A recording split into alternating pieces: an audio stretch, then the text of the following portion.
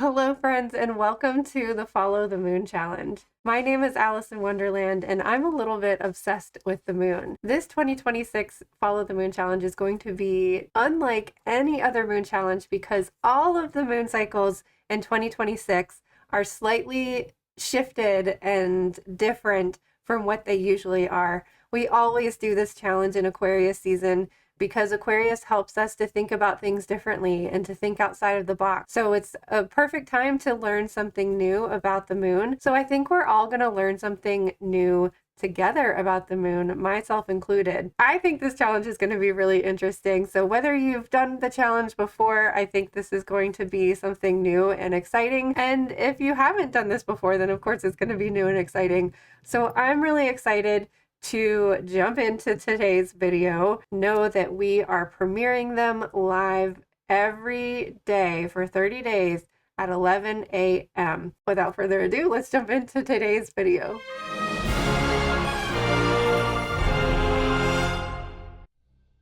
Welcome to day 20 of the Follow the Moon Challenge. We have another Scorpio day here, and we're going to be in Scorpio all day today. The moon will not transition until early tomorrow morning. And by the time you watch tomorrow's video, we will almost be done with the void, of course, and officially be in Sagittarius. But for now and for today, we are all Scorpio energy. In yesterday's video, I used the analogy of the haunted house and how what seems dark and scary and spooky and haunted on the outside, once you actually step into it, you notice that it's just this neglected house that used to be loved, that used to have a happy family living in it. And that when we take a look at the things that we're scared of, we realize that they're not as scary as we thought that they were. And in today's video, I'm kind of going to run with that haunted house theme. I always say that on Libra days to focus on things that you've been neglected. But once you actually focus on those things, you might come to learn that you've been avoiding them for a reason. So Libra helps us kind of identify that, but Libra is looking at all of the different things. It's making sure all of the things that we want paid attention to are getting attention, that all the energies that we want in our life are everybody's getting their fair share of attention and time.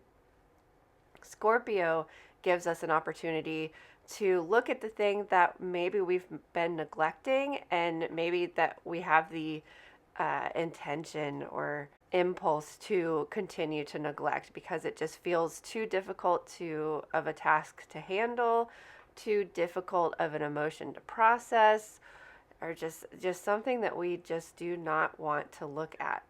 So in a way, Scorpio moons kind of give us this opportunity to grab our hand and pull us into this thing and say, it's going to be okay. Let's take a look at this. Let's check this out.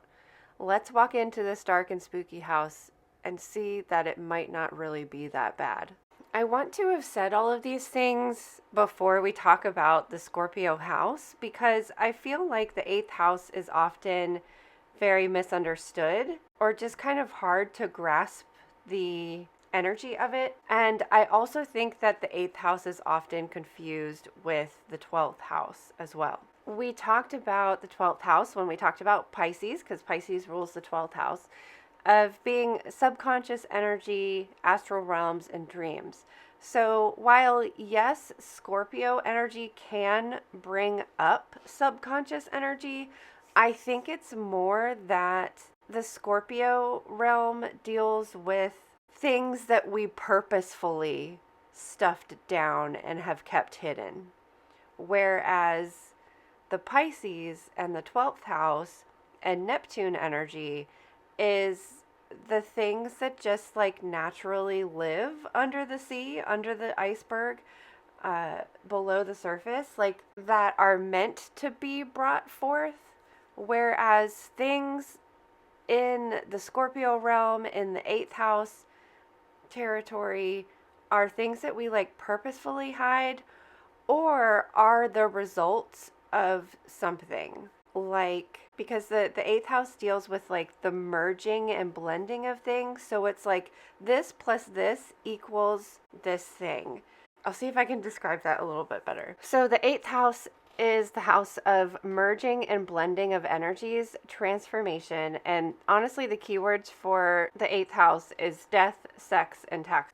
When we say death, I mean, we're really talking about death and rebirth, and that's where the transformation comes in. It's like after one thing dies, it is then composted, and then new life is reborn from that compost, which is really like what we see in fall, which Scorpio season is the middle of fall.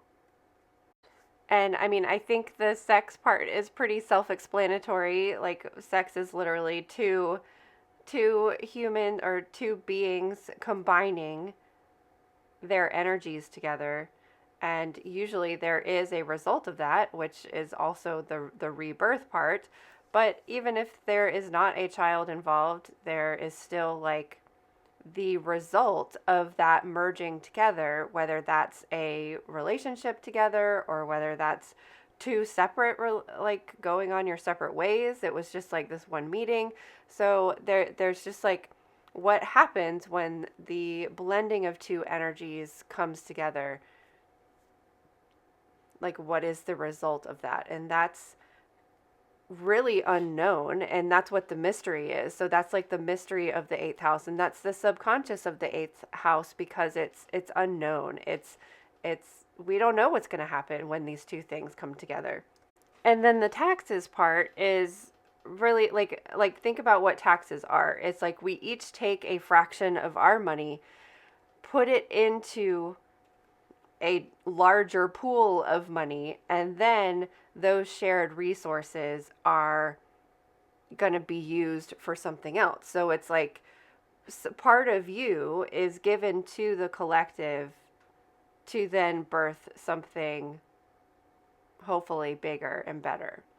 And so when we look at the haunted house analogy again, like any house can be transformed. Any house can be have the floors resurfaced, the walls repainted, and new decorations brought in. Like somebody else's trash can be somebody else's treasure. It's like taking one thing that might be old and dilapidated and transforming it into something that looks brand new and that can have a whole new life with a new family. People with prominent Scorpio placements or eighth house placements are truly your ride or die people. They are not scared to look in that creepy box with you, and they're going to be there for you in the times of your life that are not the prettiest, the ugliest times, the most difficult times.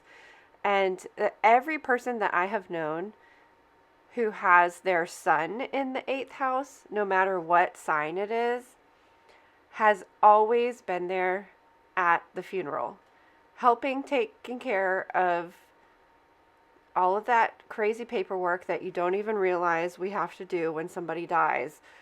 They're like always the people there. I've seen them there. I've witnessed them do it multiple times. And they are like involved in like the inheritance of things and like making sure the right resources go to the right person and the right paperwork goes to the right place, and like, you know, even delegating little things at a funeral like food and flowers and scheduling and stuff like that, because it's when you're in these difficult times of your life, you're just not able to think about that. I remember when I was in the middle of deep grief of just like going to the grocery store and forgetting how to grocery shop. Like I couldn't figure out like how to figure out what I was supposed to put into my cart to make a meal. Like it's like little things like that are so difficult when you're going through a big transformation in your life, that you need those friends that are just gonna like look at you, see that you're struggling, and help you out. Like no words are necessary. They just step in and do the thing. So I mean, I've looked at a lot of birth charts, and anyone who has their sun in the eighth house has like, they're just always right there, or very prominent Scorpio placements like Scorpio rising or Scorpio moon. They're just always right there when you need them. So make sure, you might think that the Scorpio friend is a little bit weird, but they're going to be there for you no matter what. No matter how dark and ugly your scariest days get, they will be there for you.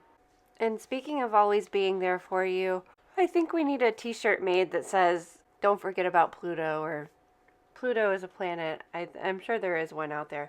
But anyways, I almost forgot to talk about Pluto. Pluto rules the eighth house as well, and Scorpio is ruled by Pluto. When you look at where Pluto is on your chart, it can help you understand how you maybe go about transformation.